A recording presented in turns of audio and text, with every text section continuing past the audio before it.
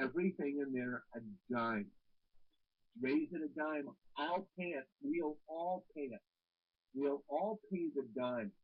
I want people out there who can pay their rent, who don't have to live 10 people to a room. I was just in Dubai, where people live 10 to a room there. There are nearly 2 million people from Bangladesh running everything in Dubai, working at sub minimum wage. They're there to make sure that you don't have to even unroll your own toilet paper. And they get to go home and see their families every 2 years. You know, we can pick on Dubai. It's the same thing, Clayton. You know, I've been dealing with the Israelis, and this is going back. I'm going to have a manic subject change on you. Yeah. My condolences. I have Israeli business partners. I work with Israeli sensor manufacturing companies who do integration work for us in defense electronics. And I will tell you there's a reason I use, let's say, Arab companies rather than, or Israeli companies rather than Arab companies, because the Israelis actually show up for work. Heaven forbid the Arabs actually.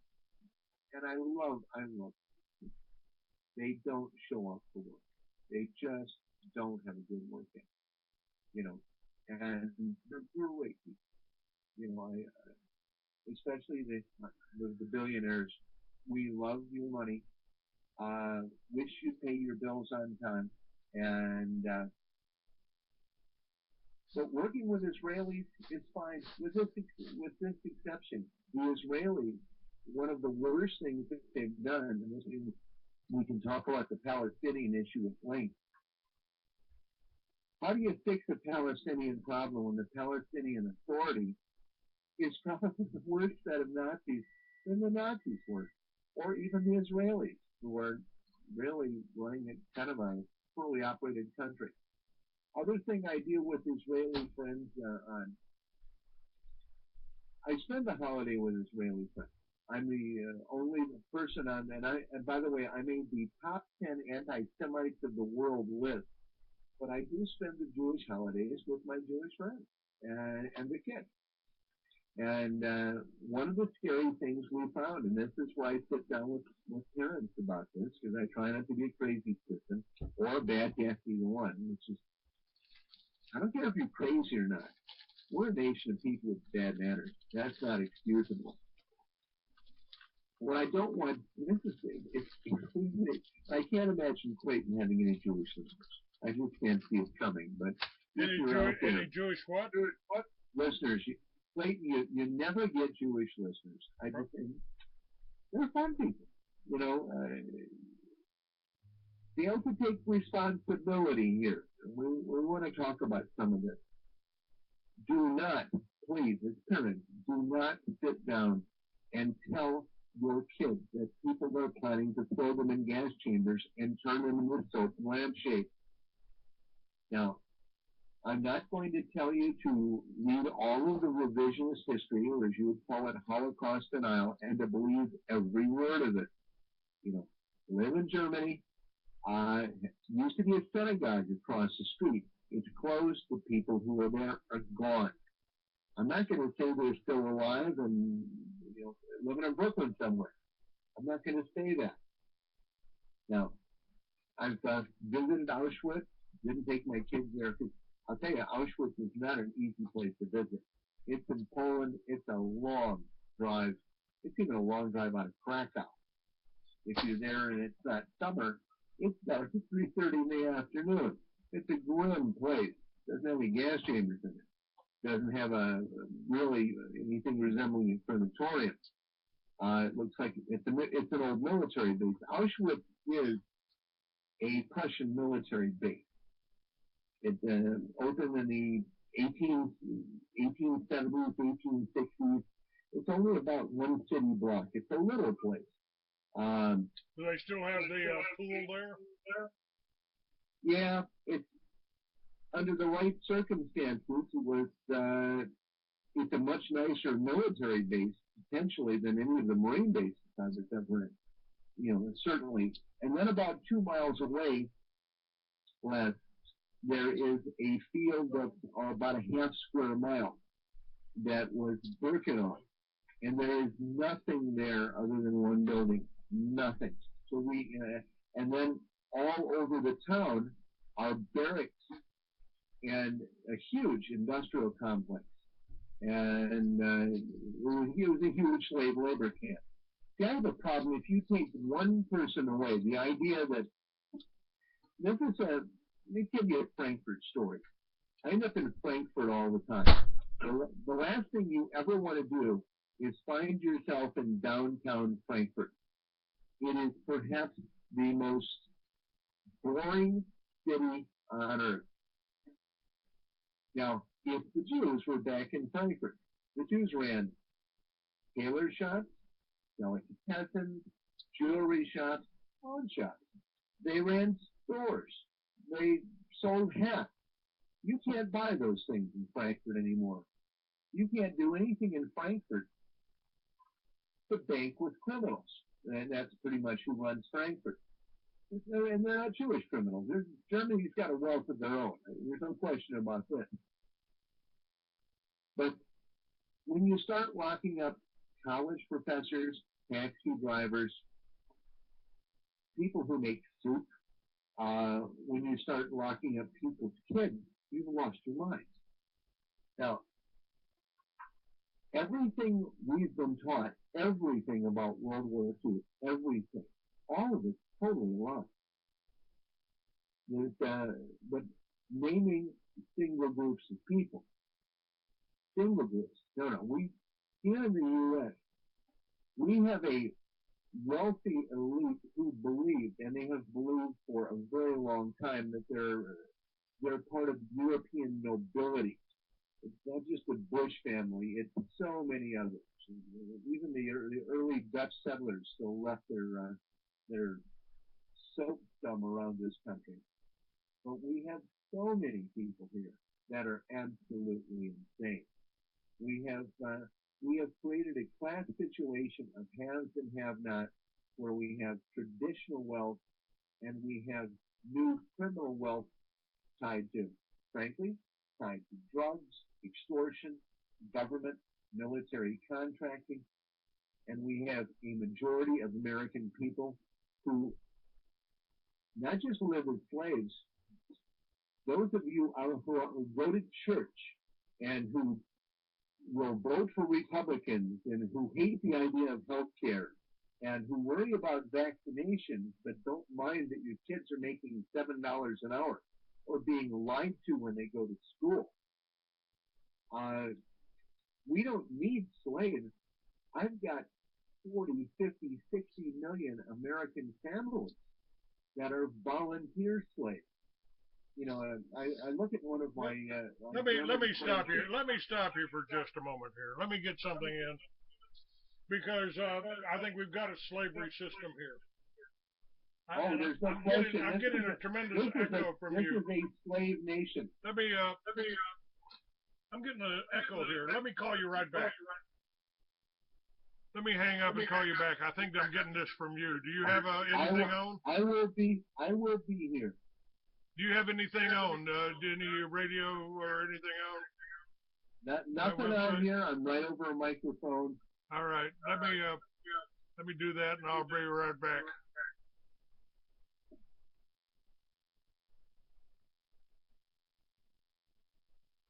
All right. Okay, I don't have the echo now. Let me bring Gordon Duff back up. All right.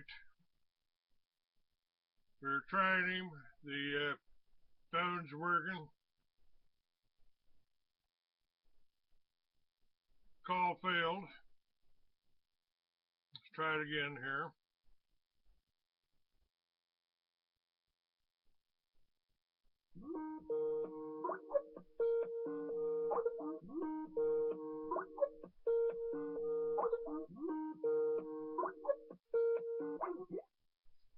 All right, what's going on here? I've got Gordon, I got this up, I got that up. Gordon Duff.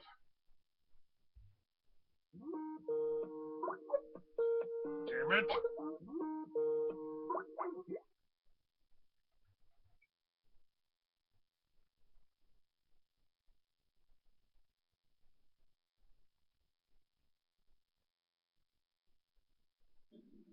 All right, got you back.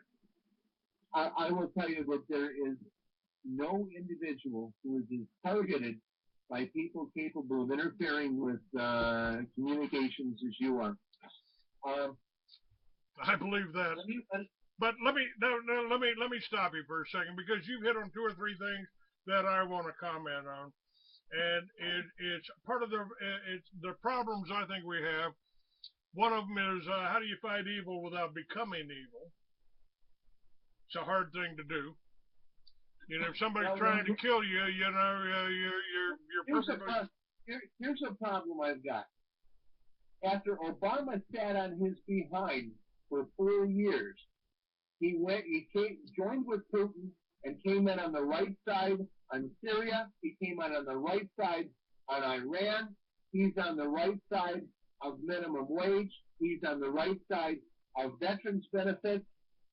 And now I have not only piles and piles of people who are screaming about him, and if you don't like people who are saving you from a world war, you're insane. Now, this thing in the Ukraine, he's on the wrong side in the Ukraine. Why? Because the idiot allowed it. He's an idiot. Obama is an idiot. But these neocons are 1,000 times worse. Well, I agree with that. My career here spans pissing off 4 presidents, and frankly, I don't find Obama any better or worse than Bush, Clinton, and Bush. There's a huge difference between Obama and Bush. The standard of living and the level of freedom of the American people would be endlessly higher. If it weren't for the paralysis of our government, because the Bush administration loaded up the courts, they rigged the congressional elections by gerrymandering the way Congress is elected. You understand the Republican majority of Congress was elected by 37% of the American people. Legislation, things, for instance, raise the minimum wage. That's the primary thing we need in this $12 minimum wage. That's exactly what we need. I don't want anyone. You can't pay people more than $12 an hour. You should be strung up to a light post and lit on fire. Simple as that. Okay, now let me get back to the direction that I wanted to go in here, Gordon. I've told people, there's a couple of things I've told people. I've said they have refined the art of slavery to the point the slaves don't know they're slaves. And you mentioned this whole drug trade. The drug dealers in this country, in my opinion, are called doctors. They are working for the pharmaceutical companies, and they're giving you drugs. They drug my grandmother and my mother. I thought my grandmother was just feeble until I took one of her little red Secanols, sleeping pills. Woo, Granny. Oh, this was a classic racket, Clayton. If you allow a senior citizen, and heaven forbid you and I are senior citizens, to show up anywhere, if you allow the doctor to get a hold of us, the first thing they'll do is, oh, you look agitated. Here, let me give you a Haldol, or it's called Halperidol. Halperidol is an extremely popular drug for treating senior citizens. It prevents you from turning short-term memories into long-term memories, meaning it is a drug that causes the symptoms of dementia. They fed me when I had a motorcycle accident, and the accident didn't kill me. They fed me Halcyon, Haldol, Valium, and morphine for 3 months. Maybe that's standard treatment for 3 broken ribs. Maybe a $750,000 hospital bill for 3 broken ribs and a broken collarbone is just par for the course? I don't think so, unless your name's Clay Douglas. Hey, Clayton, I'm a Marine. I get back on a bike with those. The problem with if that's one broken collarbone, with two broken collarbones, you can't. But with one. Now the other thing is, it depends on which one of those controls you can no longer use. You can pretty much shift without using that clutch. So if it's your left collarbone, you were cool. It was my left collarbone. That reach across for the throttle was that. It was my left collarbone, and when I remember I had CIA show up. You've been hallucinating, Clay? And I had been, but I hadn't told anybody. Yeah, a little bit. Why? Who are you? Where's CIA? Yeah, what are you doing in this country? What are you doing fucking with me? Well, we don't like you. We don't like you publishing that biker magazine. Well, the reason they didn't like that biker magazine is because I still had a source of income. And I had just run this story in the Free American right before the accident in March about another character I wanted to talk to you about, Rabbi Duff Zakheim, one of your Israelis that was involved with 9/11, that was involved with the project for the New American Century. And when I got out of the hospital, suddenly, when I refused to take that medication, when I refused to take, say, a shot, I had a 8-inch needle, 8-inch syringe, 3-inch needle on it, purple liquid on it, some little woman in a brown suit. I got to give you this, Mr. Douglas. I don't think so. What is that? It's just a tranquilizer. Well, I don't feel like being tranquil today. You've got to. I have to give this to you. No, I got the right to refuse medication. I ain't taking it. Suddenly, I was well enough to get out of the hospital, but just make sure he takes this Depakote. Well, I read the counterindications on that. No, I don't think I want to have a heart attack. Thank you anyway. The only thing I need is a joint and a Harley. Now, when I talk about the prison systems and I talk about slavery, our prison systems in this country are set up for slave labor. I mean, it's worse than anything that Germany used the Jews for, in my opinion. And I did almost a year and a half in prison for marijuana back when it was 99 years in Texas. If you go for a jury, Clay, you could get 99 years, but I can get you 7, and they'll make me president of the Bar Association if you take that. This is to me, this is the big scam, and my God, Ayn Rand told us 50 years ago, the government has no control over honest citizens, so they got to make criminals out of us. I think that's what the drug laws are. The drug cartels, my book, Mystery Babylon, I document Colonel Edward P. Catolo, his statement to the NSA that he commanded Operation Watchtower. That was run under George Bush and another buddy of ours that you know, Michael Harari, who was behind 9/11, bragged about being about 9/11. And I ran the story in my biker magazine. Who do you think is in charge of the U.S. Government's mind control program? And the U.S. government has, I don't know if you've read this on Veterans Today. If you weren't reading this, please go back and read this. But we outlined specifically the U.S. government has a mind control program. And it's not just that. I have available all of the technologies. We use it. We are capable now of under a footprint of a signals intelligence platform. I'm capable of making anyone underneath there for a period of time forget their name. I can do this. I can take as many as 100 square miles, and for a period of 2 to 3 days. This is a danger here because we've got hospitals down there and police departments and people driving cars. Nobody will remember. I can wipe everyone down there, wipe them out. Some will come back in a few hours. Some will never come back. That's the problem.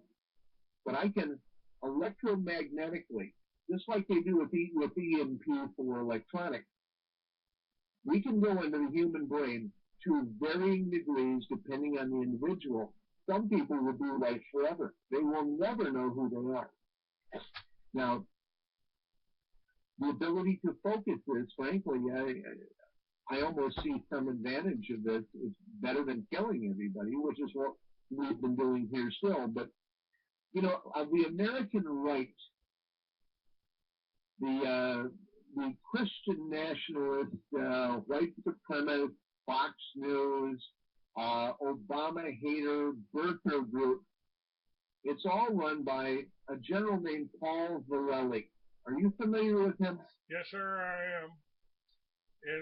You know, he and General Michael Aquino of the NSA, Church of Satan, the guy the mass child molester accusee, since he was released by presidential order, that the two of them in 1980 set up the military's mind control program. Varelli, who is the guy who invented birtherism, okay, the guy who leads the fight against Obama, runs the mind control program. Major General Paul Varelli. He and General Michael Aquino, Temple of Set, Church of Satan, in 1980, wrote the book Psyops and Mind War, and set up the program that today have turned these American slaves here, these people that you and I are running into, and you know, it's funny that so many of them are people who live in slavery, but hate a minimum wage, can't get their teeth fixed, can't afford it, but worry about people getting health care, people whose vote goes for absolutely nothing, people who are living in their own cars, but are worried about insurance company executives paying too much in taxes. These are what we call Republicans. These are Tea Party people. When you're living in a school bus with your kid and begging on a street corner will work for food, and you're worried about corporations being taxed and controlled, and you don't think you can fix by mind control. The rest of us are more than aware of this. But we've tracked down the program, where it comes from. The program started out after the Vietnam War. Mr. Kissinger and Nixon were in much the same position that Hitler was in 1945.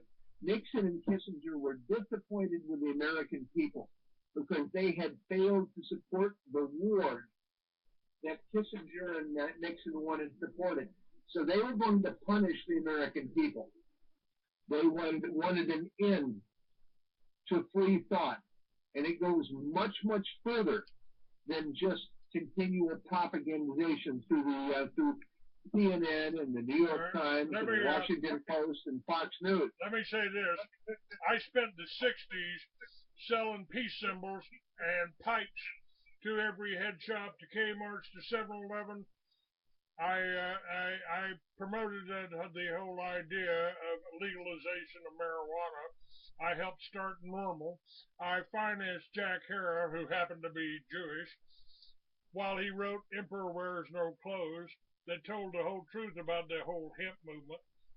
And to me, that was an attack on our health. That was an attack on our prosperity. Popular mechanics called hemp a billion-dollar crop, and today you can grow it in 2 states. And that's the progress. That's the progress we made. 2 states over the last 50 years. Well, I was living in East Lansing in Ann Arbor, and there marijuana was the $5 fine.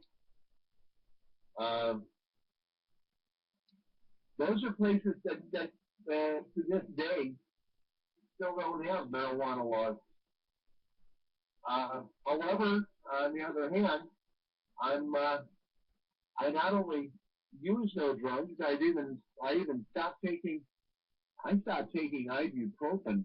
That was the only pain medication I was using. I stopped that about 4 months ago, and I'm finding I feel a lot better now that I've stopped taking even ibuprofen. I don't even take an aspirin. I don't take anything at all. I mean, absolutely nothing. Gordon, I told Nothing. him when I got out of the hospital, they said, "Now make sure he takes this Depakote." I said, "I'm not taking that Depakote. The only thing I need is a joint and a Harley." And by the way, I'm too healthy. Yeah, We've yeah, got that's one of the drugs. but The VA, I haven't. I'm a PTSD kid. The VA hands out Depakote, big white things. Oh yeah, Depakote, sertraline, risperidone, trazodone, uh, the zombification of America's veterans, and of course this cocktail has been cited as causing suicide. yes, sir. More, I find it's a real national tragedy that more of my brothers that went to Vietnam killed themselves after they got home than the Viet Cong killed. And by the way, it turns out, Gordon, that I was kind of excited when we got medical marijuana in Arizona. I thought, wow, man, maybe for the first time in 45 years, I won't be a criminal anymore. But seems I'm too healthy to get medical marijuana because I don't need a friggin' doctor. Don't go to a doctor. Don't need one. Still got my appendix, still got my tonsils, and I've been smoking pot for 45 years. Go figure, huh? Well, I went through probably maybe half a bottle of Riesling yesterday. And I collect single malt scotches, and I haven't opened one, and I buy them. I'm sitting here, and I work in the servants' quarters of my house. In the 1980s, you could you could still get, excuse the term here, a colored girl to come in for the day, or in place this big more than one. And so in one side of the house here, which connects from the library down through the laundry area, out to the garage, and out to the kitchen, we've got a little side of the house here of the dark and unfinished linoleum world. And I'm over here in what was a day room. It's quite a nice view, by the way.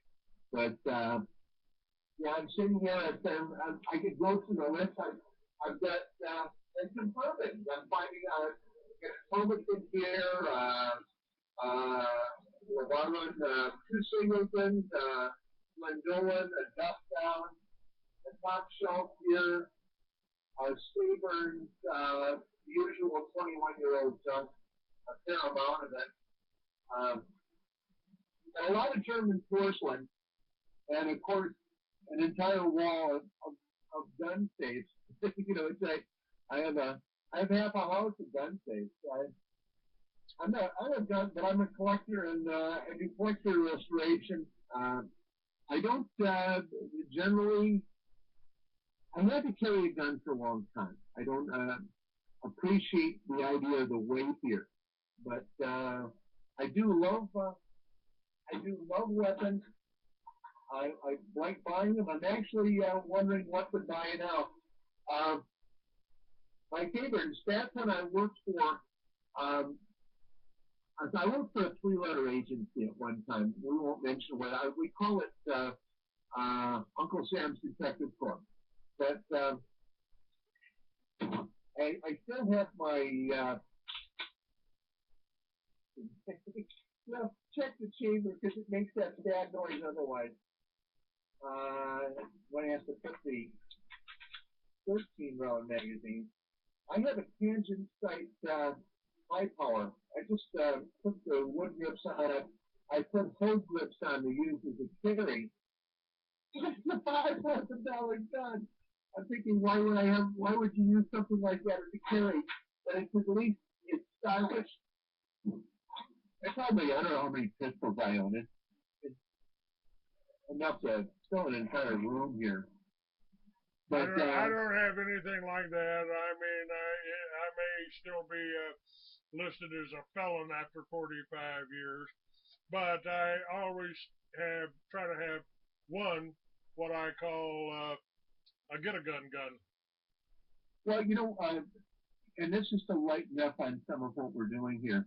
One of my projects I did, I videoed these things. I work with Chet Arms out of Hall, Michigan. That's a plug, by the way. And I try to work as closely with the Henry Arms Company as I can. Anthony Imperato runs that company because they make great weapons. Every American should have an AR-7, and I'm saying go out and get one. Bud's Gun Shop has them mail order very inexpensively. They're a 10-shot, 22 caliber, waterproof, floatable. That's a survival weapon. And teach your kids to respect the weapons, learn to shoot, teach your kids to shoot. Do not join the NRA where they're part of the New World Order. If you don't know that, don't join the American Legion. They're part of the New World Order. Don't join anything pretty much. If it's got people in charge of it, they tend to be crooks. My biker name for many years, until that little incident in California, was Loner. Where you going, boys? Where you going, boys? I'll meet you there. I'll have the beer on the bar. I run an organization with 2.5 million people. So what the heck? We are the largest veterans today as an organization. Is 2.5 million members. We're a huge lobby, but heaven forbid, I'm being asked to run for public office, which is not heartily. Bad enough that I still work for a living here. But gun-wise, one of the favorite things I've found to play with here, the Russians back in 1891 developed a rifle called the Mosin Nagant. You can buy them for anywhere from $99 to, and they used to be cheaper at gun shows. They were $79, but $99 to $150 based on condition. They've got a pretty close to 28-inch barrel. They shoot a bullet that you can buy in mail order. You can order bullets, by the way, in the mail, and they'll be shipped to your house. That's perfectly legal. Called a 7.62 by 54R, which means rim. As powerful as a 30-06. You kill an elephant, which I'm not in favor of killing elephants, by the way. I'm in favor of killing people that kill elephants. And most of the guys will kill a person that will kill an elephant very well. But they hold 5 rounds. They shoot about 2.5 miles. They shoot desperately straight. They're very inexpensive. They're bolt action. They will go through any bulletproof vest, not just through the front. They'll blow that out the back of any bulletproof vest. Any. The last thing in the world you want to be shot with. I took one of these things and put it into an Archangel stock. Mike and I cut the barrel to 18 inches, which is still gives me good velocity and control. I put a tri-rail on it. We put an A2 flash suppressor on the front. I put a handle on the front of it, and I can't see quite the sense of that. I've got a Dragon Claw bipod and an aim point red dot on a cantilever way up toward the front of the weapon. So this is a bold action, 100-year-old design, 120-year-old design. Carries 10 rounds, bolt action. It's not an automatic weapon. It's got a simple red dot on it. It's got a very nice sniper stock. It shoots flat and straight to 350, 400 meters, but it will put out 3 or 4 rounds at 50 meters on a quarter.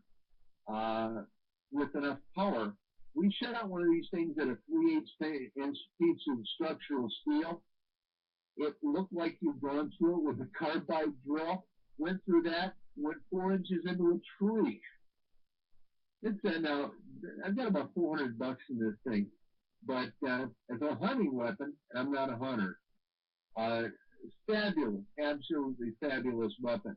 Defense weapon.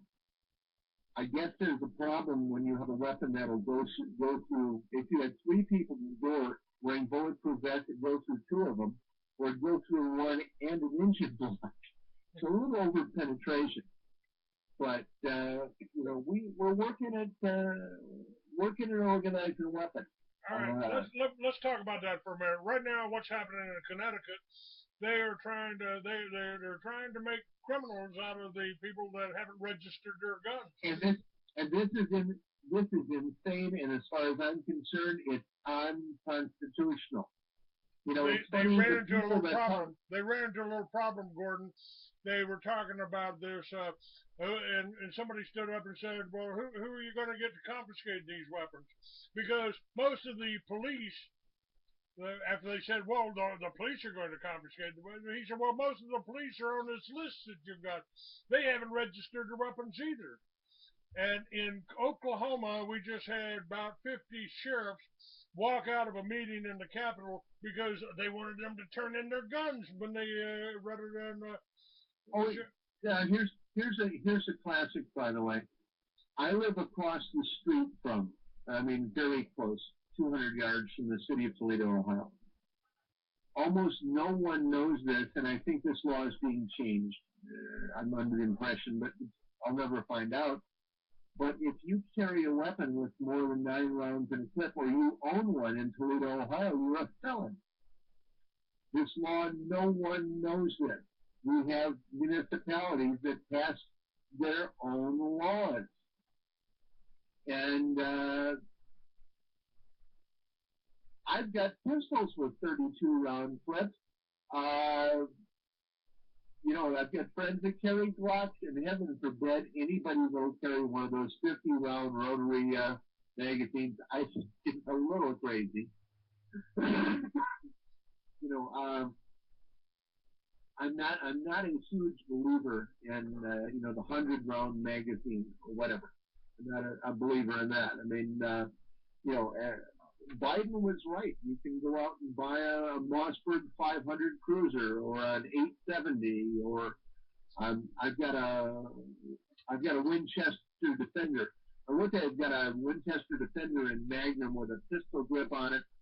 I fired it once with a double-aught Magnum round in it, and I'm probably as big a kid as you are, Clay.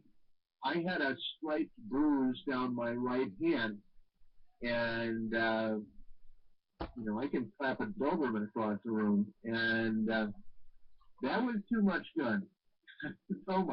Oh my heavens, that almost picked me off the ground. But I think we need to. Here's the idea, though, is that Americans aren't armed to defend their homes. Americans are in their homes because they're afraid of the government. And if we have a Congress we don't like, and I've got Republicans that work for drug dealers, and I've got a bunch of Democrats that are, for the most part, fairly crazy. The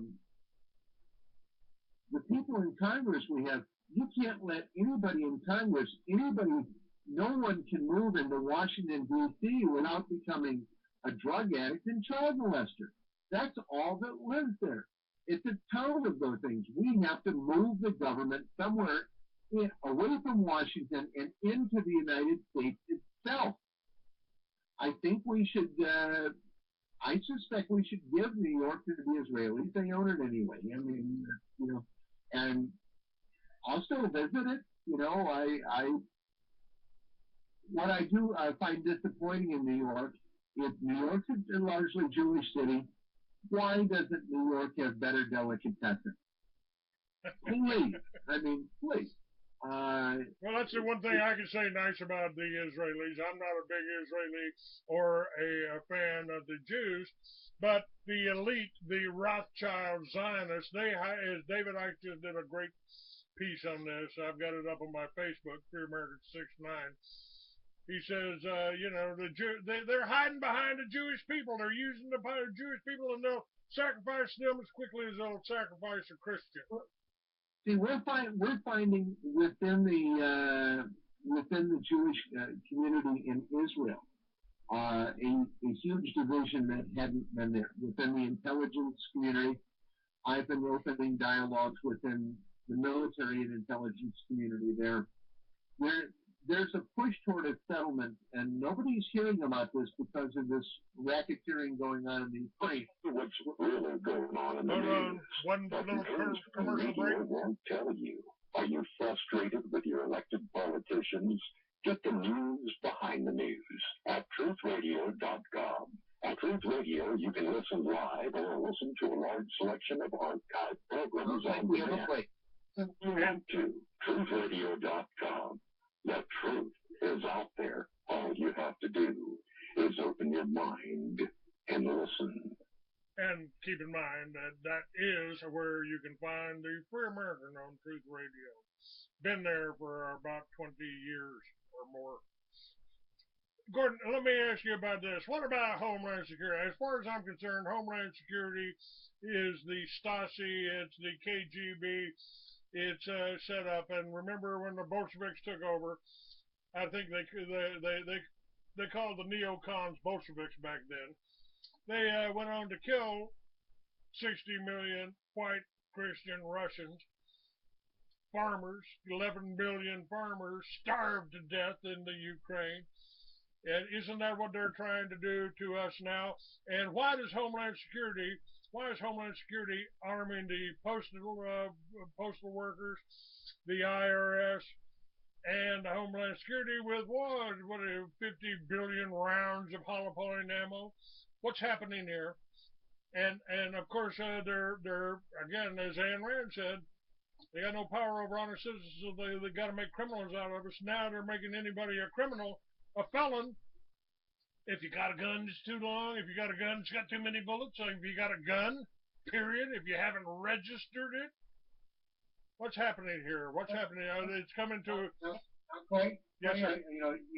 I'm your closest thing you find to a troublemaker here because I'm certainly I may be your biggest gun owner that you've ever run into. I don't know. I bet Hank Williams Jr., who has the largest. That was one of my first interviews. He's got the largest collection of Rugers in the country. Go ahead. I only own a few of them. I'm a Ruger fan. I've got that's one of my disappointments with the military. The most underrated pistol of all time is the inexpensive P89 Ruger, and heaven forbid, oh God only knows, with 32 round clip. Let's see if I can. Yeah, the magazine release on a P89 is ambidextrous safety, which you can use for double action, the trigger pull and action on a clear the weapon.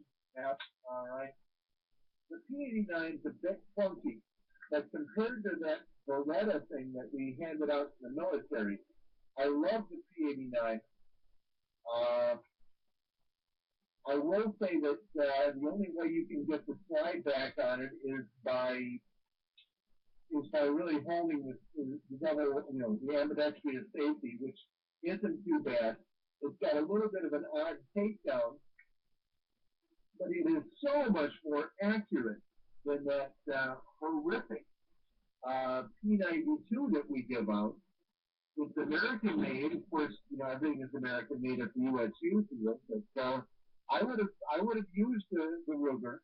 I would have taken the Ruger up for a service weapon. I would have taken the P89 up to 10 millimeter, not 40 cal.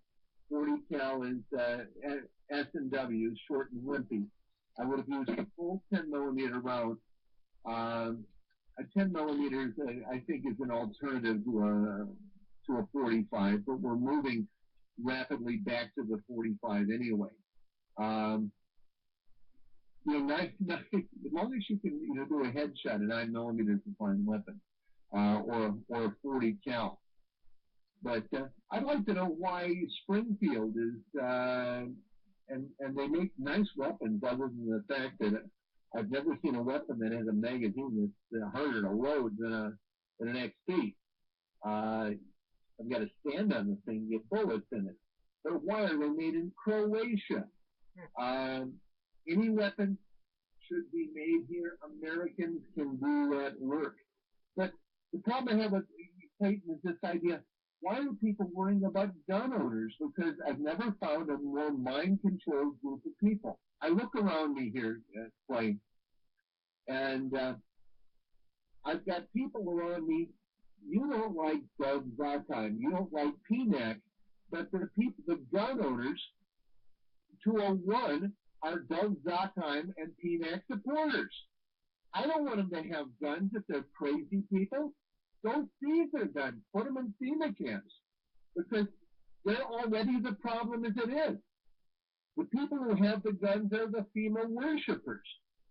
If you're so stupid that you don't realize that that John McCain and Lindsey Graham and Mitt Romney and Rand Paul are Homeland Security, if you don't know that Michelle Bachmann is Homeland Security, they are the New World Order. They are the slaves of the Zionists. They are the slaves of Wall Street and the insurance companies and the Walmart family and the drug cartels.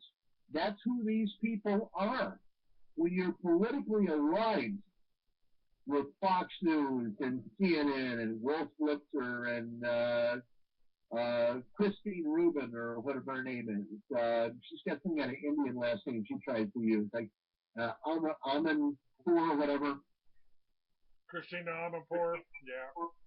Christine Rubin is her name, actually. You didn't know that? No.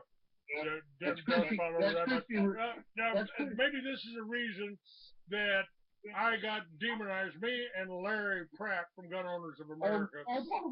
Although I will tell you that I'm delightfully close to members of the Rubin family, and spend the holidays with them every year. Thank you very much. We're good friends, and what I love is I love not only the battle Veterans Today has had with APAC.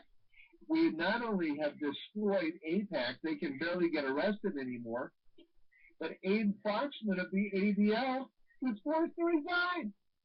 He's what? He resigned. Foxman resigned? Yeah. How about SPLC, Southern Poverty Law, Morris? Oh, and we have them and the Simon Wiesenthal. These are groups I consider total cons. We have them all on the run. See, Veterans Today, and this is I'll just openly admit it, we're specialists in psychological warfare operations. I am paid as a specialist in psychological warfare operations. Colonel Jim Hankey, former G2 of 3rd Army, former attaché in Israel, is one of the top psychological warfare experts in the world. Eugene Khrushchev is one of the top psychological warfare experts in the world. I have quite a list of them here at not just VT, but our affiliated defense companies.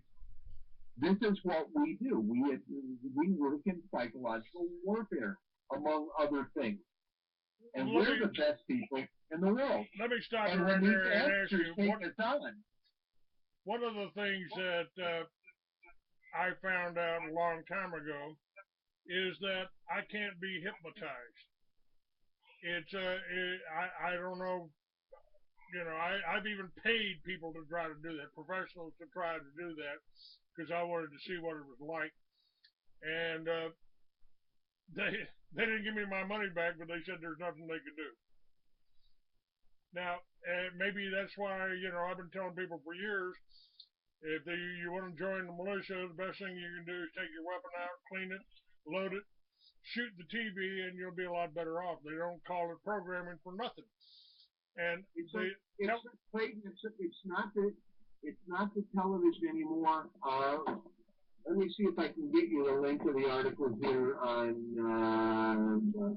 Veterans Today. I'll see.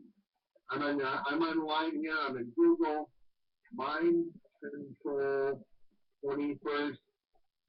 Do the search. Century veterans. Today it's being reprinted in Nexus magazine. I would almost read this to you. We put out more classified information than anyone now. This was written by Steve DeBasio. Part one of this series suggests that a hidden scientist and technology of mind control far surpassing that available in the public domain may well exist.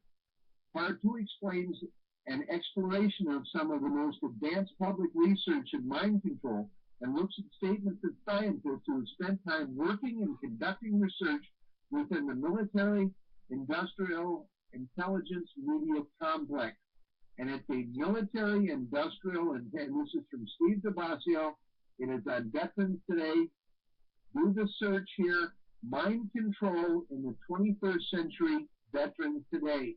If you haven't read it, read the article. It's 5,000 words or so. It's a lot of hard science in here. Heaven forbid, not everybody will enjoy it. It's got 50 varying resources here listed, a couple of videos. It's as good a piece as has ever been done. We have part one, part two available. You don't have to turn on the television. They can and they do control what you not only believe and think, what you see. They can go inside your brain, absolutely inside your brain. This scares me. I live around people here, and I can understand there are things that can drive conservative politics. I live in a city here where I live in Maumee, Ohio, which is to a large extent middle class. I live in a little better than that. I live in a walled community. Small, I mean, literally, I've got an 8-foot brick wall along where I live, and there's a gate, and I look out my windows on a little woods and wildlife refuge and whatever, and people here have a lot of money, and I have a lot of money. It's just fine, it's just good, and I have other homes, and I travel minimally business class, but first class, and I drive, German cars with, and this is the Iranians wanting me to come on here, and I will decline them and tell them, we're doing 1 or 2 hours here today. 2 hours. We're in the second hour. You're on the second hour right now. Let me go into Skype here and talk to Alam. Am on radio for 45 more minutes. Al-Alam is the Arabic channel out of Tehran that does, and I'm declining again here on this. Excuse the audience out there, but I can understand why people feel the way they do, because people can be available in 45 minutes noon New York time. Am on the radio show now. What part you don't understand is that? Tell them they can call me. I'll be on their radio show anytime. it's a, and you know, as well you ought to be actually. But everybody wants to live around people they know. Now, I had a birthday this last week, and we loaded into the car here, which is my twin turbo X5, by the way, X5M, which is I do love. I will tell you, if you're going to build a 500 horsepower four-wheel drive car that I have to drive in snow, and you're going to put, 35 series U-rated tires on it, a little bit of tread would help. Just so you know. Now let me stop you for just a second, because that brings up something else. We've got the technology right now. We don't have to run on gasoline. Tesla built a nice little electric powered car, and the problems with electric cars are that the batteries, it takes too many batteries, you'd have to have too many batteries. But they built wheels now that have alternators in it, that can power the whole car while it's rolling down the street. And why are we seeing more of that? Right, you're not just right about that, and of course the Tesla company that can't sell cars in New Jersey anymore, but the Tesla company makes a better battery. Now I've got sitting here in front of me an Ultrafire 1600 lumen flashlight. They make up to 4,000. It has two batteries in it that are called 18650 Trustfire or Ultrafire. Each one of these batteries is 4 amp. They're not much bigger than a AA. This is a flashlight here at 6 inches long, 7 inches long, whatever. We won't do the equivalent here, but got a little focus guy on it. I can take this thing out in the yard, hit the end of it, and it's like a floodlight. It's brighter than the headlights of my car, and it will run for about 14 days like this. I could start my motorcycle with two of these batteries, two AA batteries will run, and I mean they hold up for a long time. These are like the batteries in the Tesla car.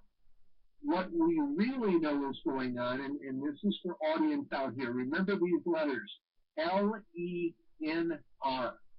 low energy nuclear reaction, called cold fusion.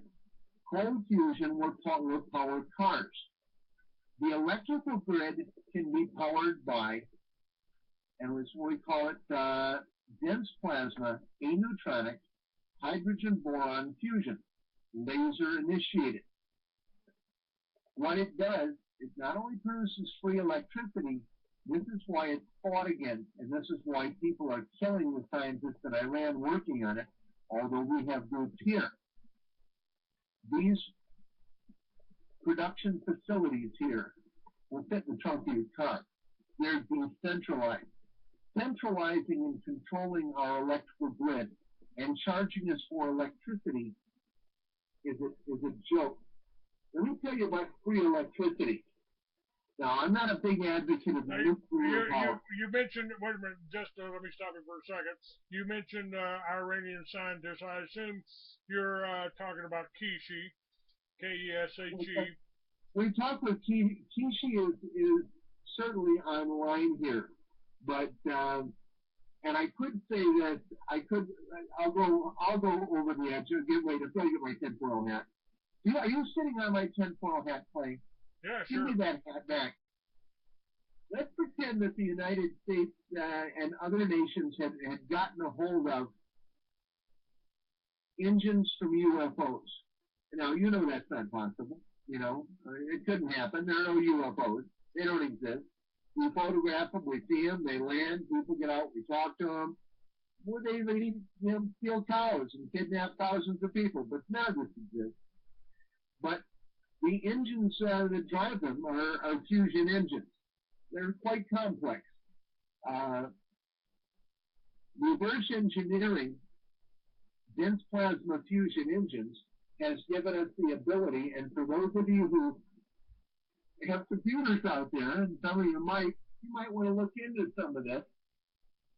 Well, we're capable of producing basketball-sized nuclear power plants that don't use any plutonium. Now, they run at very high temperatures. They require magnetic containment.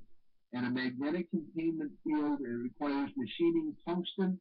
And I will tell you, it's a very complex process industrially.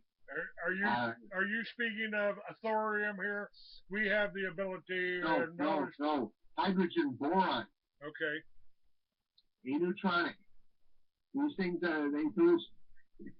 they produce an awful lot of heat, billions of degrees of heat, and their waste product is electricity. Let me talk a little about nuclear power. We already have free electricity. It's called nuclear power. Things that don't exist. There is no such thing as nuclear waste. No such thing. If it's radioactive waste, then it can be reprocessed into more fuel. It doesn't have to be carried away and buried anywhere. It simply needs to be reprocessed and run as fuel again. Nuclear power plants can run forever for free. There is no expense. They don't have to be made like bombs. We can make them so that they work. And we don't even need to use them the way we do. They don't have to be built on fault lines. They don't have to leak. And the electricity that comes out of nuclear power plants is free. It's forever and it's free. There is nuclear waste. There is no such thing. Sense to running a nuclear power plant. Don't they have to have those? Don't they have to have these power plants and this extra fuel to make bombs out of? The thorium reactors, you can't. They burn all the fuel. They don't use any. They don't create any nuclear waste. So there is no such thing as nuclear waste. It doesn't exist. What they're doing is taking valuable fuel that absolutely could be burned. They're pretending that it's something they have to bury and hide, and they absolutely do not. And they're making it sound like it costs money to run those reactors. It does not. Electricity is free, unlimited electricity. It can be made in regular nuclear reactors for free forever. No cost at all. There is no cost to running these reactors. The cost per kilowatt hour, they make it all up. This electricity is free. These reactors don't have to be that big. They can be small enough to fit in a garage. They can be put anywhere. Everywhere in the world can have free electricity. Every vehicle can operate free. We can transmit electricity without wires. We don't need wires. Gordon, I have told my audience that the reason the whole UFO thing is so top secret, the whole Men in Black thing is so top secret, is they don't want the people to know that you and I could have lunch on the moon and be back in time for supper without using any gasoline, any fuel at all. I can. One other thing I'll get you. Let me mention one other thing here, and I'll get your comments on both of these subjects. I had a father-in-law that his name was Colonel Loy Conrad, and he was the colonel that escorted the surviving alien from Roswell to Truman's office. I asked him, I said, Loy, you want to come on my show and talk about that? He said, no, I want to live. Thanks anyway. But go ahead. Probably about 4 years ago or so, I went on Coast to Coast Radio and discussed Majestic. Some 30 plus years ago, I was named a member of that organization, which was not communicating with me particularly. I had read the available documents, which are a horror show, and figured that what the heck I could talk about that. This is a little bit related to what you're saying here. Now, for whatever reason, and I don't know what it is, and this is a concern because, you know I put my pants on pretty much like anybody else. I'm good at what I do as an intelligence analyst. I'm supposed to be the best there. There are people who will say that. Some of them outright pay to say that. So I mean, who knows? I've got a pretty good sized following that runs within the U.S. military and intelligence community. I have a very strong following there, Russia and elsewhere. But I don't work by myself. I work with a team of highly qualified people, and I sit at the head of a team of people who are me. I am a front man only for some very good and very capable people, and good Americans, and we love them. That's I'm a team guy. I'm a team player entirely. Now, I carry a little bit of privileged character status, or I'm told. Now, since going on the show here, I've come back to being briefed on a regular basis now on these issues. The briefings,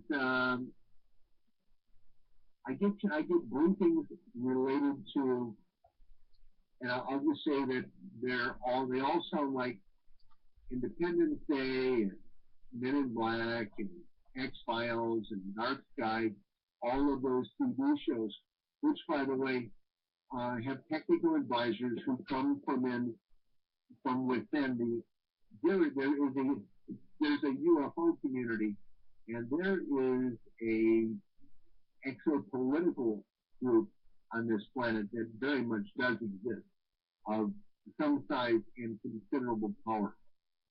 And there are a couple issues tied to this. I have people telling me that I hold an important, I'm important in matter somehow.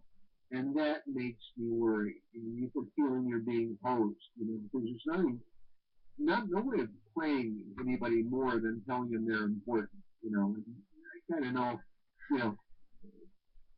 I wash dishes, I'm maybe not so important. Yes, I can get to see heads of state, right? And I do that. I can see and talk with people who are powerful. But I can pretty much tell you that heads of state aren't very powerful. That important government officials and leaders of whatever, and generals and whatever, aren't powerful at all. I work with people where maybe I'm more powerful. If it came down to wanting to deal with something aggressively, I'm in communication with people that can do terrible things, certainly impossible things, including take you to the moon for lunch. Yeah. Have I ever ridden on a spaceship? Not that I know of. I've had people try to tell me that I have and don't remember it, and I'll tell you that my eyes roll back in my head when I hear it, even though I've heard it from people who supposedly have some kind of authority. I hear what again? Hear what? Oh yes, Gordon, you've met aliens, you do this, you do that. I don't believe a word of it, okay? I don't believe it. Even though I hear it from people of authority, I don't believe it. Well, people wipe your memory. Now, I wipe my own memory. Let me ask you this. I've heard it said that there's two classes of people on this planet. One with space travel, one without. And I wrote stuff 45 years ago, science fiction 45 years ago. One of my favorite things. I read every good science fiction writer for the last 45 years or more. I read every science fiction book in the Fort Worth Public Library before I was 14 years old. And I wrote about, and this is becoming being verified totally by archaeologists, that we had a global civilization on this planet well over 10,000 years, maybe for 150,000. Thousands of years ago, we had more, better technology than we got today, because we could build things like pyramids and lift and move stones. We got no cranes capable of moving today. So I'm not sure of the whole ancient alien thing. I think may be bullshit. I think we are the ancient aliens. We had a civilization, and kind of like the Bible says, we forgot who we were. What do you think? I've been told that. Of course, I have also been told that Christianity is a construct and cover, as are other religions, but they are a construct and cover for alien involvement. I don't believe there's any aspect of Earth's civilization from any period that is indigenous to this planet at all. You know, I do love doing radio here. Oh. Jim Dean, you're on the Clay Douglas show right now. Hello, Jim. You're on the air. Oh, okay. Well, gosh, I'm calling you with a flash. Well, you'll be able to tell more people then. Okay. Well, whose show is it? Is this, This is Clay Douglas. I believe you've been on my show before, Jim, and I'd love to have you back again.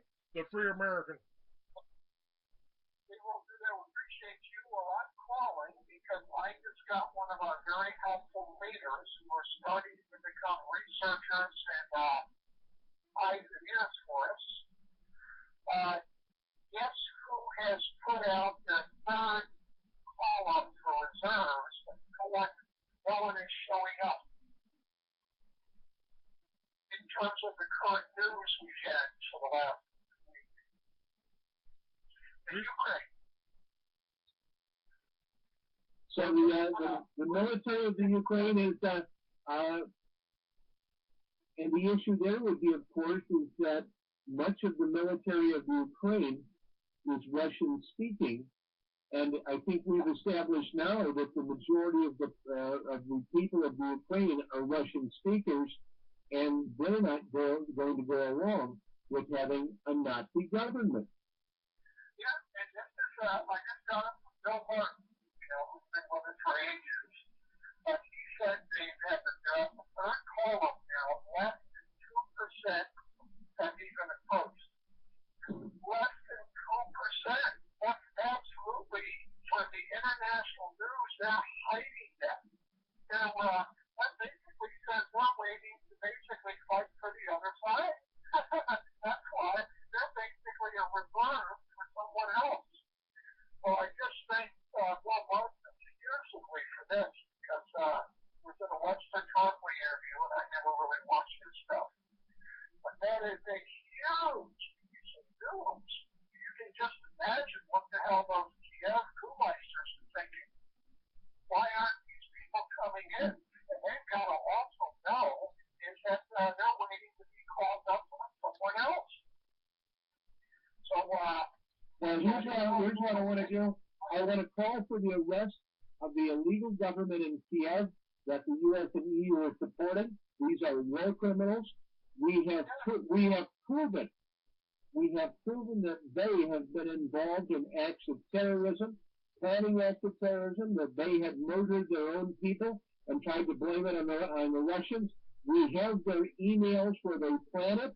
We have their emails where they plan it with U.S. State Department officials, where war crimes are planned by the U.S. State Department. We have the intercepted emails, and we publish them on Veterans Today. And it's also time to crank it up. They've got to start really demanding resignations from the State Department. anybody in special ops and all of their little shadowy special operations people that people don't know that they have, that they contract out, they have to be investigated and a complete house cleaning of all of these people and exposure. And how was this allowed to happen? The people actually keep running. What international criminal law and gangsters would look at, like heaven on earth. And yet this is being run out of places like the White House, like the State Department. American taxpayers are funding this. These people are probably making $2,500 a week doing this stuff. And it's putting all of us at risk, preventing, overthrowing places and creating tremendous agony for people, and yet they're behind the scenes. Nobody elected them. The public was never polled, never had any town hall meetings that, hey, do we want to start a new Cold War here because it's better for our economy and it's going to be better for your children and grandchildren? We never had that discussion. And for our brave Navy SEALs there, and this is to Chief Mike, who with his squad is supposed to dress up in Russian uniforms. This was 2 days ago we blocked this. They were going to head to the military side of a civilian airport in Ukraine. We published the map that we pulled out of their email that actually circled the planes they were going to blow up. Now, the email actually said, don't leave any corpses there. Now, what we want to know, Jim, is where are they going to get the corpses they were going to leave out? Were they going to just go into the terminal and into the bathroom and bag up a bunch of old ladies and throw them out or what? But false flag terrorism, we have tracked it down to the EU. We have tracked it down to the U.S. Embassy in Kiev. We have tracked it down to groups that plan these terrorist acts while at meetings at the George Marshall Center for Strategic Studies in Garmisch-Partenkirchen, sitting under the painting that used to be for those army guys out there that used to be in the Patton Hotel, place you and I used to like out there when we go skiing, those guys who were in the European Command. But we have watched what we call foundationless command put together. And this is Bush administration crimes that are still continuing. And anybody, this is why I am so sick of this. The Ukraine, of course, nobody talks about a Palestinian settlement for these people who have been enslaved for 64 years because of the Ukraine.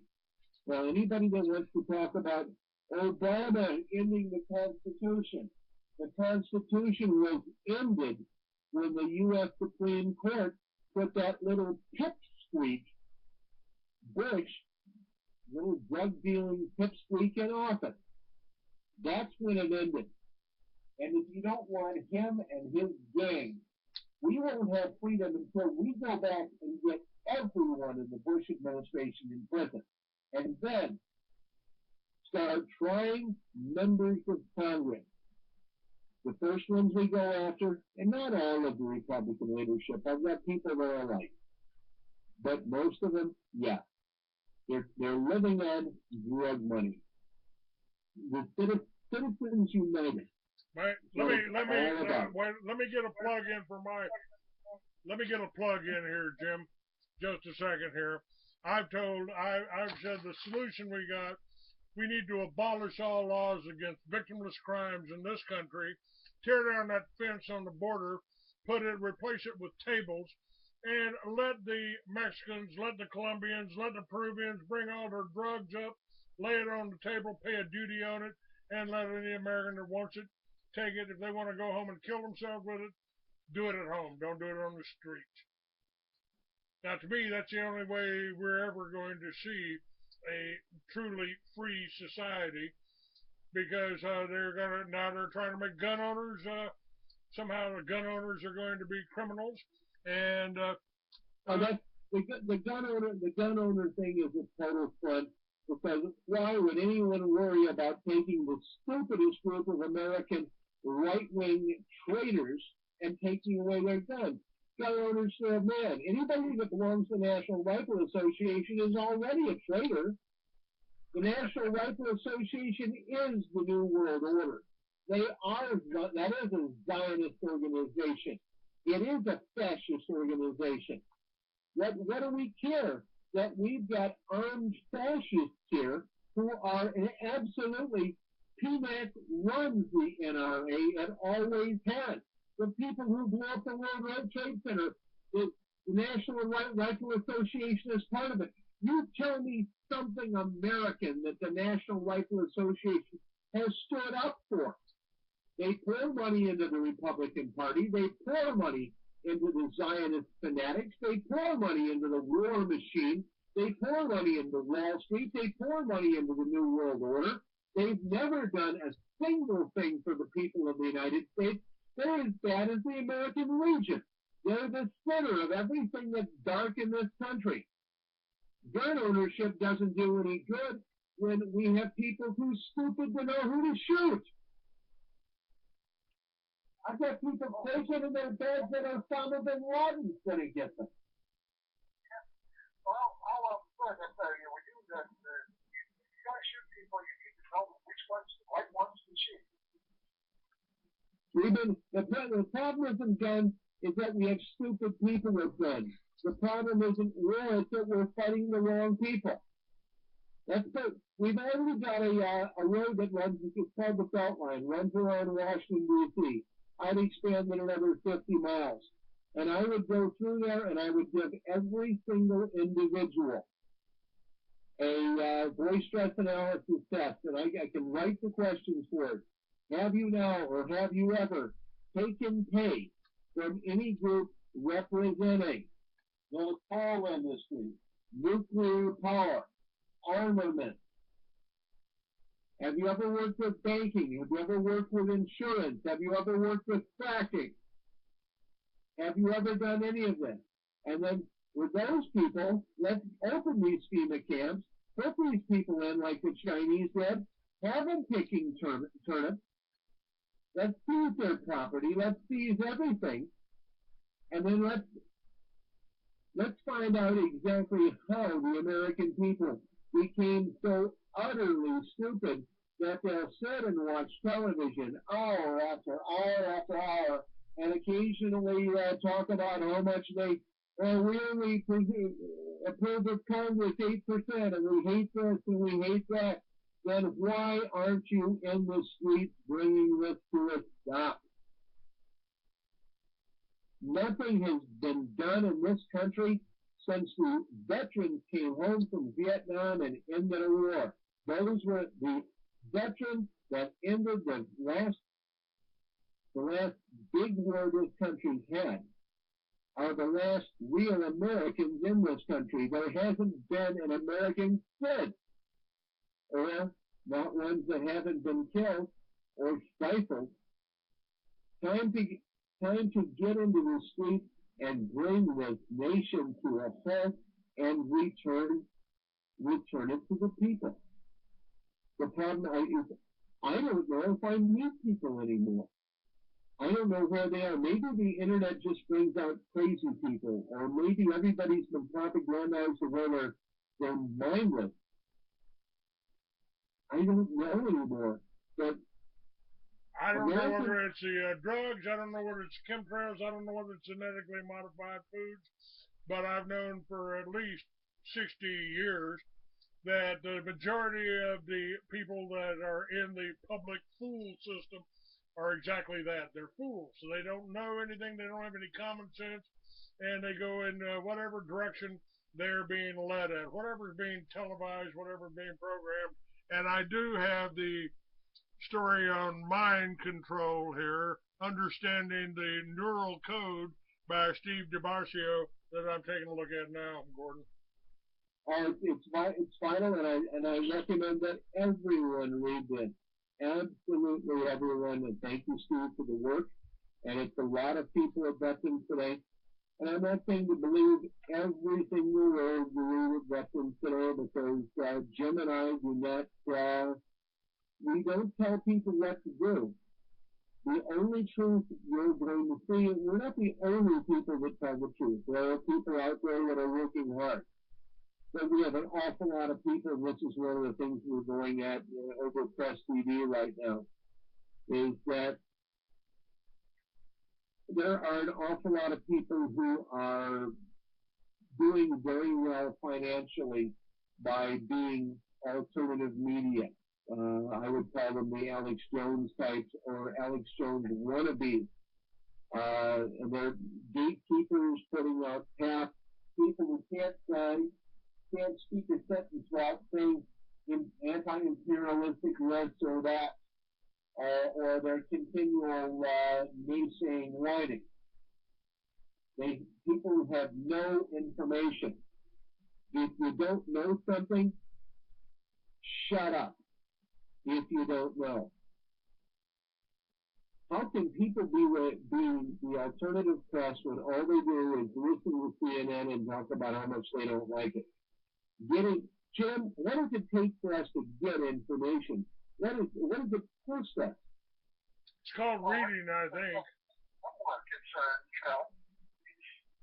not a hobby. And first thing is getting information is not having your sources or people that are reading, newspapers.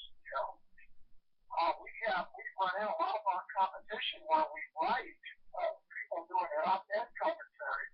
All they're doing is doing relays of material that other people have written. They actually have writing careers doing this. They never quote source.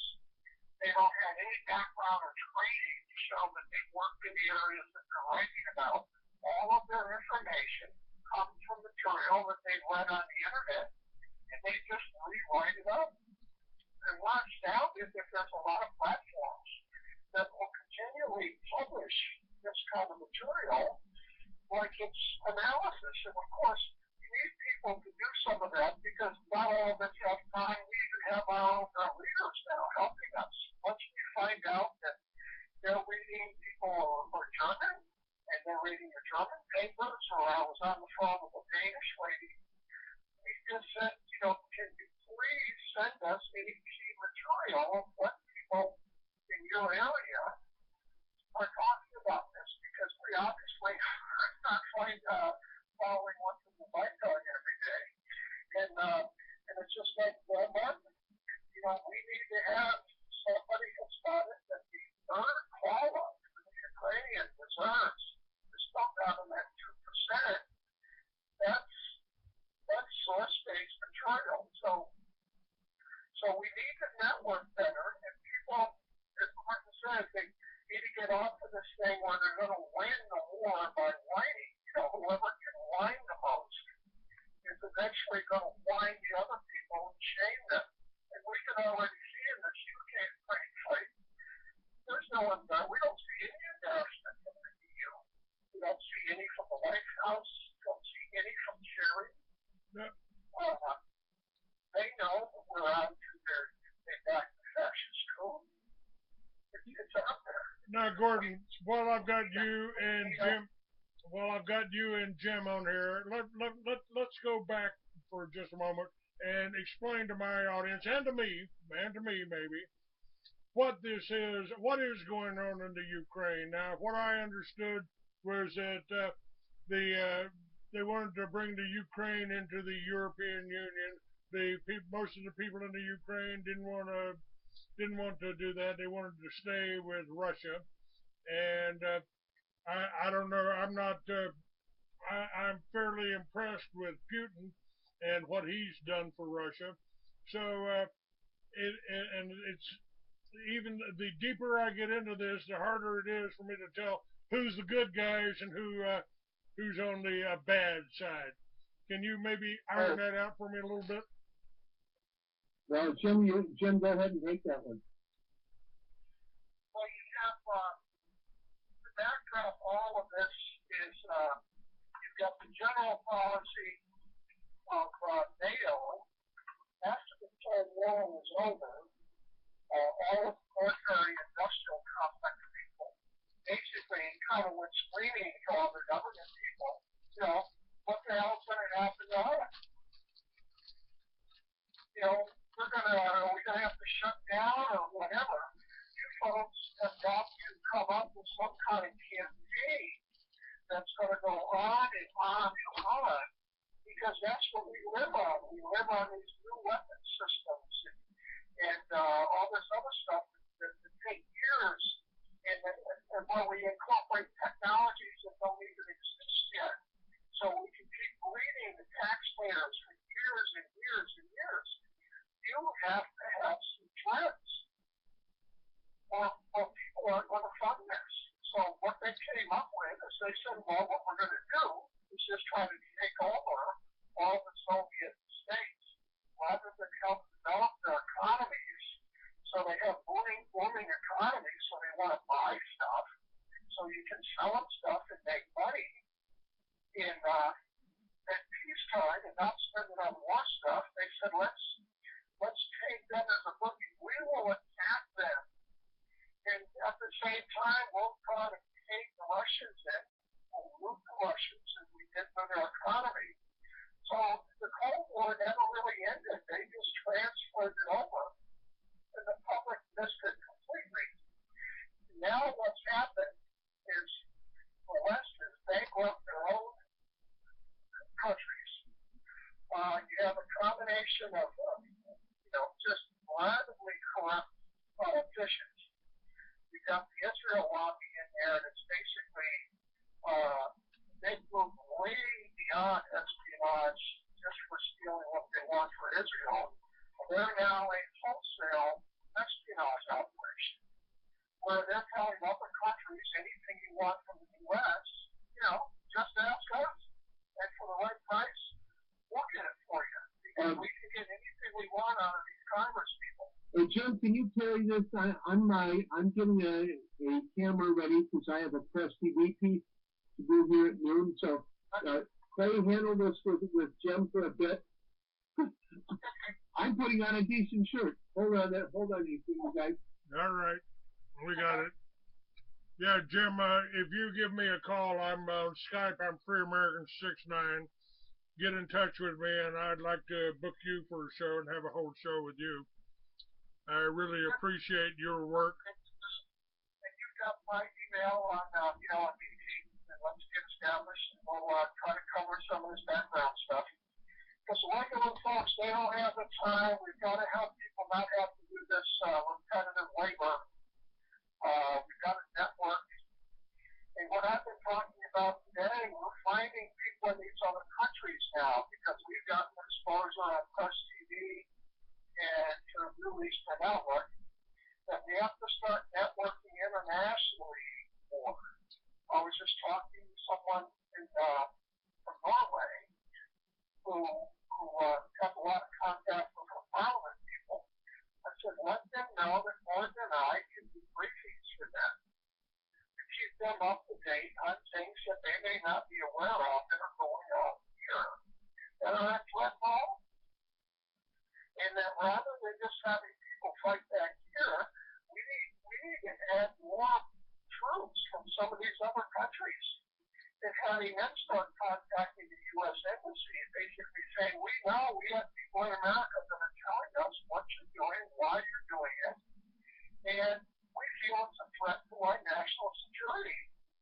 And we want you to come to a town hall meeting and explain to us, and we'll put Jim Bean or more stuff on at Skype and explain to us how the hell you think that you're helping us, with our security, when you're doing just the opposite. That we need to confront these people out in the open and claim we have the material to do it. Well, it's just that media and so they can keep us locked out, but we're going around them with alternative media. They underestimated how effective alternative media can be. Jim, I've been the alternative media for over 20 years, maybe more than that. Just right here. And You know, I've told people they use the oldest techniques in warfare. It's called divide and conquer. I don't believe the whole Cold War, the whole you know, the Russians were never our enemies. We were fed that by Hollywood, weren't we? The Russians are coming. The Russians are coming. Be afraid. Be afraid. The Russians were never our enemies. The governments that took over Russia, that was our enemy. The communists, the Marx, the Lenins, the Stalins, and they were as much of an enemy to the they were as much an enemy. Hang on just a second. Let me add this. Let me take a call here. Hello, 301. Who's calling here? What's going on? Hi, I'm looking for Clayton. You got him, and but we're on the air. We're on live here. What can we do for you? I just wanted to follow up with you. It looks like you registered on our website to do a demo of our marketing software. I'm calling from Focus. If you call me back in 10 minutes, I'd be glad to talk to you. Okay, sounds good. Please do that. Thank you very much. Will do. Take care. Okay, Jim, you still with me? Oh, yeah, for sure. Okay, there's a divide and conquer. You know, I don't even believe the Chinese are our problem. We've got more people in work camps. We got more people in prison. We got more people working for IBM for 25 cents an hour than China did. And I think maybe possibly the Chinese people have woken up to the whole communist style system. And I'm also a little conflicted here. I know that every plank on the Communist Manifesto is intact in America, but I also know that America's really into a fascist type system. You know, corporations controlling our government, controlling our profit, controlling our energy, controlling the taxes, and you know, controlling our energy supplies, and of course our food supplies. And they're not. That ain't exactly a good thing. They're really declared war on the American farmer over 100 years ago. Ninth plank on the Communist Manifesto: corporate farms. And we need to internet and connect with other countries. I mean, Iceland did what we should have done. They bailed out the people and arrested the bankers. Now, guys, I've got to shut down Skype on LinkedIn and go on TV, and we're 4 minutes early here, so I've got to close down, and you've got to run 4 minutes on your own here. That's all right. We're out of time anyway. Jim, get to me on Skype. Shoot me over Free American 69. That's also my Facebook and my YouTube. And Gordon, thanks for being with me. I appreciate you all the time. One of my favorite people to talk to. God bless you all. Thank you. And thank you, Clay. We'll be back in a Thank you, Jim. Bye-bye now. All right, folks, we're out of time, but freeamerican.com is where you can hear most of these shows, see who's coming up, see the guests that I had, listen to the shows, the archive page, and I've got more archives here. I've interviewed probably over 1,000 people, some of the most intelligent people in the world. They don't all have the same opinion. And depending on how you've been brainwashed, you know, you won't like some of the guests. You won't like me some of the time. So that's okay. That's all right. Just remember, I'm in it for us. I'm in it for the people. If it's good for me, it's good for my children, it's good for my family, then it should be good for yours. Divide and conquer is the oldest maxim in warfare, and we have to stop that. We have to fix that. We have to figure out ways to work together. We have to figure out now, oh yeah, Clay rides a Harley. Oh, he's one of those biker gangs. Oh, Clay smokes marijuana. Oh, he wants to legalize drugs. Oh. You're damn right I do, and it may turn out that I'm right about all of this. and you've been programmed by your church, by your congressman, by your governor. You donated over. You helped. You were possibly some of the people that donated over $1 billion to your congressman, and nothing's gotten better, has it? So maybe it's time to take a look at it, a radical look at it, step back, and change things. Insanity is when you keep doing the same things over and over again. When you keep putting your children in jails, when you keep putting your spouses in prisons, when you keep a slave labor thing going under the Justice Department. And I've been real straight with you. I've been upfront with you. I have been busted for pot years ago, and it was the judge that sentenced me that did more time than I did for bringing in the Really, out of the world that mainstream media won't tell you. At Truth Radio, you can listen live or listen to a large selection of archived programs. TruthRadio.com. The truth is out there. FreeAmerican.com. God bless you.